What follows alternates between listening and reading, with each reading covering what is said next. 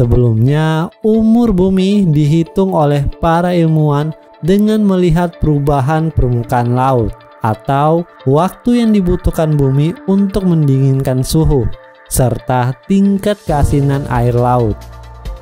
Namun, dengan cara tersebut, ilmuwan beberapa kali justru salah perhitungan karena alam setiap kali mengalami perubahan besar yang membuat tingkat akurasi umur bumi menjadi diragukan.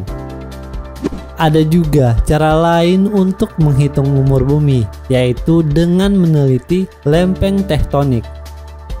Sayangnya, metode ini juga tidak akurat, mengingat lempeng tektonik bumi ini biasanya mengeluarkan batu yang berasal dari glasier ke dalam bumi. Akibat hal ini, batuan yang lama kemungkinan berganti menjadi batuan yang baru, sehingga perhitungan umur bumi jadi terganggu.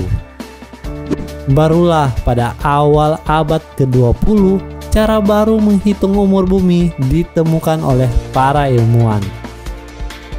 Namun sebelum lanjut, subscribe dulu channel ini dan nyalakan loncengnya agar kamu tidak ketinggalan info menarik dari Like Indonesia.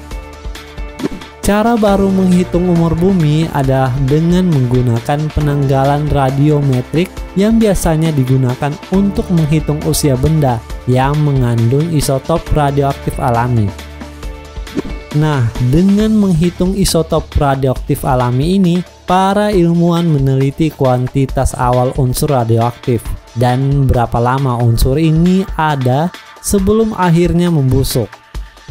Namun untuk meneliti unsur ini, para ilmuwan perlu menemukan batuan tua di muka bumi yang usianya sampai miliaran tahun. Nah, salah satu batuan yang digunakan untuk menghitung umur bumi dengan unsur isotop radioaktif alami ini adalah batuan di Great Salt Lake. Batuan ini berusia 4,03 miliar tahun. Di benua Australia, gabungan peneliti juga sempat menemukan butiran mineral tertua di bumi. Butiran mineral ini disebut kristal silikat zirconium yang berumur 4,3 miliar tahun dan menjadikannya sebagai bahan tertua yang ditemukan di bumi sejauh ini. Namun, untuk menentukan umur bumi tidak hanya diambil dari sampel yang ada di dalam bumi saja, namun juga menggunakan sampel dari luar angkasa. Seorang ahli geokimia dari California Institute of Technology, Claire C. Peterson, mengukur komposisi isotop dari meteorit Canyon Diablo dan beberapa potongan batuan antariksa lainnya yang ia yakini bahwa potongan batuan tersebut merupakan bahan saat bumi terbentuk. Namun Peterson mengatakan bahwa banyak orang yang mengabaikan riset buatannya itu.